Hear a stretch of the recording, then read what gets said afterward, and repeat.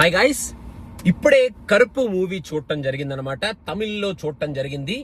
ఈ సినిమాని రివ్యూవర్స్ వేరే వాళ్ళు ఎలా రివ్యూ చేశారో, ఈ సినిమా గురించి ఏం చెప్పారో నాకైతే తెలీదు. నేను ఎవరి రివ్యూస్ చూడలేదు. స్టోరీ కూడా నేను ఏం జరుగుతుంది, ఎలా జరుగుతుంది, అసలు ఏమిటి కాన్సెప్ట్ అనేది కూడా తెలుసుకోకుండా నేను ఈ సినిమా చూడటం జరిగింది. సినిమా చూసిన వెంటనే రివ్యూ చెప్పడం మనకి అలవాటు కాబట్టి నేను ఈ సినిమా చూసేశాను కాబట్టి రివ్యూ ఖచ్చితంగా చెప్పేస్తాను. నాకైతే ఒక మంచి సినిమా చూశాను అన్న ఫీలింగ్ తోనే నేను థియేటర్ లోంచి బయటకు వచ్చాను. నాకు సినిమా నచ్చింది. That is the bottom line అనమాట. ఈ మూవీని ఎక్కి తొక్కేయడానికి కానీ, ఈ సినిమాలో అబ్బా ఏంట్రా ఎలా ఉంది, తమిళ్ ఫ్లేవర్ ఉంది, ఈ ఫ్లేవర్ ఉంది, ఆ ఫ్లేవర్ ఉంది అని చెప్పి కంప్లైంట్లు చేయడానికి కానీ, సినిమాలో డల్ గా ఉంది, కాన్సెప్ట్ చెత్తగా ఉంది, ఇదేంటి సూర్య చేత ఎలా యాక్టింగ్ చేపించారు అని చెప్పి ఈ సినిమాని ఏలెత్తి చూపించడానికి కానీ, ఈ సినిమాలో అంత స్కోప్ ఏమీ మన డైరెక్టర్ ఆర్జే బాలాజీ మనకి ఇవ్వలేదు. ఫస్ట్ నుంచి లాస్ట్ వరకు తను అనుకున్న కాన్సెప్ట్ రివీల్ చేయకూడదు కాబట్టి నేను కాన్సెప్ట్ రివీల్ చేయట్లేదు.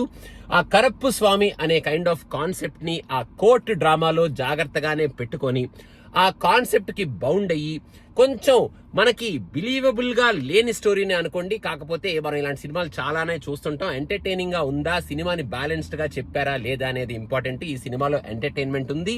ఈ సినిమాని బ్యాలెన్స్డ్ గా కూడా మన ఆర్జే బాలాజీ ఫస్ట్ నుంచి లాస్ట్ వరకు చెప్పడం జరిగింది అనమాట.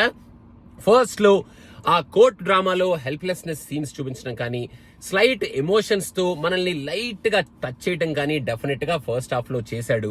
సెకండ్ హాఫ్ లో మోర్ ఆఫ్ కొంచెం మంచి హై ఉండే సీన్స్ ని, మన సూర్యతో కూడుకున్న నాస్టాలజియాతో కూడుకున్న కొన్ని కైండ్ ఆఫ్ సీన్స్ ని పెట్టుకొని, మెయిన్ గా సెకండ్ హాఫ్ లో ఒక హై రేంజ్ బీజిఎం తో, మన సాయి అభయంకర్ ఇచ్చిన బీజిఎం తో సెకండ్ హాఫ్ ని ఫస్ట్ హాఫ్ కన్నా కొంచెం ఎంటర్టైనింగ్ గా, ఎంగేజింగ్ గా, ఆడియన్స్ తో విజిల్స్, అరుపులు, కేకలు ఇప్పించేటట్టు సెకండ్ హాఫ్ ని డిజైన్ చేసుకొని, లాస్ట్ ఎపిసోడ్ కొంచెం కాంతారాకి ఇన్స్పిరేషన్ అనేటట్టు ఉంటది కానీ దాన్ని ఓవర్ డూ చేయకుండా చాలా నీట్ గా, బ్యాలెన్స్డ్ గా సూర్యాని యూజ్ చేసుకొని ఈ సినిమా నుంచి మనల్ని బయటికి పంపించేటప్పుడు అమ్మయ్యా, మొత్తానికి మన సూర్యాని చాలా రోజుల తర్వాత మనం చూడాలి అనుకుంటున్న సూర్యలాగా చూసాం కదా.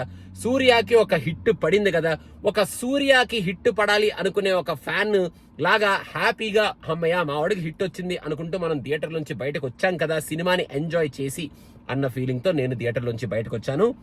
నాకు సినిమాకి వెళ్లే ముందు ఆర్జే బాలాజీ ఏంట్రా, విలన్ ఏంట్రా, ఓవర్ చేస్తానంటే ఏంటి మనోడు అనుకున్నాను. కానీ ఈ సినిమాలో ఆర్జే బాలాజీ యాక్చువల్ గా చాలా మంచిగా తన క్యారెక్టర్ ని పోర్ట్రే చేశాడు. ఆ క్యారెక్టర్ కి కరెక్ట్ గా సెట్ అయ్యాడు. మరీ విలన్ కదా అని చెప్పి ఎక్స్ట్రావగెంట్ గా చేయకుండా చాలా బ్యాలెన్స్డ్ గా అక్కడక్కడ కామెడీని పండించుకుంటూ తన మీద తను జోకులు వేసుకుంటూ చాలా నీట్ గా ఆ క్యారెక్టర్ ని పోర్ట్రే చేసి సూర్యకి మంచి టఫ్ ఫైటే ఇచ్చాడు యాజ్ అ విలన్ అని చెప్పాలి.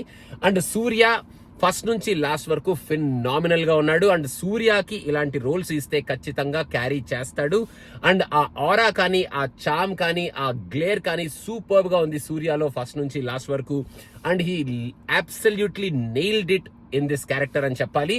త్రిషాక్ కూడా హీరోయిన్ కదా అని చెప్పి అమ్మాయిని ఎట్లా పడితే అట్లా వాడకుండా, త్రిషాక్ కూడా ఇచ్చిన రోల్ కి ఆ అమ్మాయిని కన్ఫైన్ చేస్తూ చాలా నీట్ గా సూర్యకి త్రిషాకి మధ్యలో కూడా అయ్యబాబాయ్ అనుకునే కైండ్ ఆఫ్ ఎటువంటి సీన్లు పెట్టకుండా చాలా నీట్ గా కాన్సెప్ట్ కి స్టిక్ అయ్యి వాళ్ళిద్దరి రోల్స్ ని కూడా ఈ సినిమాలో మెయిన్ గా త్రిషా క్యారెక్టర్ కూడా డిజైన్ చేసుకున్నాడు. ఈ సినిమాలో మెయిన్ కుడోస్ మనం ఇవ్వాల్సింది సాయి అభయంకర్ కి. అసలు ఫినామినల్ బ్యాక్గ్రౌండ్ స్కోర్ అని చెప్పాలి. Background score is an asset.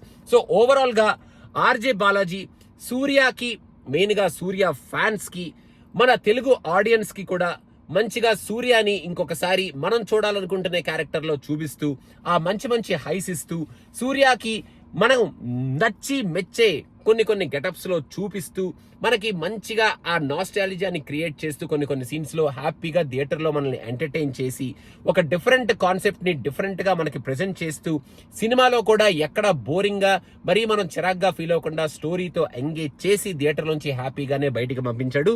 At the end of the day నాకైతే సినిమా నచ్చింది. ఈ సినిమా రివ్యూ ఇలాగే నేను ఫస్ట్ డే చూసినా కూడా ఇచ్చుండేవాడిని అనేది my strong feeling. Don't forget to subscribe to Cinema Picture. Drishyam 3 review is coming very soon. Thank you so much. Bye bye.